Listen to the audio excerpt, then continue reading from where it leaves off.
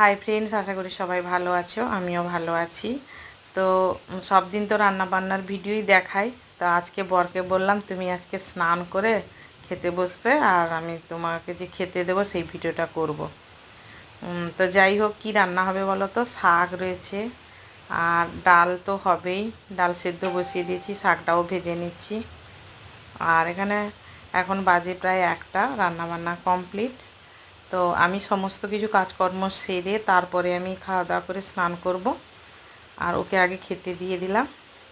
এখানে রয়েছে ডাল, চিংড়ি মাছ ভেজে মাখিয়েছি, পাট শাকের ভাজা রয়েছে, কুমড়ো ভাজা রয়েছে, আর আলু সেদ্ধ দিয়েছিলাম, কাঁচা লঙ্কা দিয়ে মেখেছি।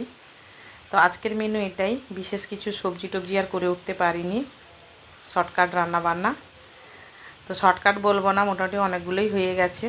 যদি তোমাদের ভালো লাগে লাইক করো আর চ্যানেলটা সাবস্ক্রাইব করে দিও।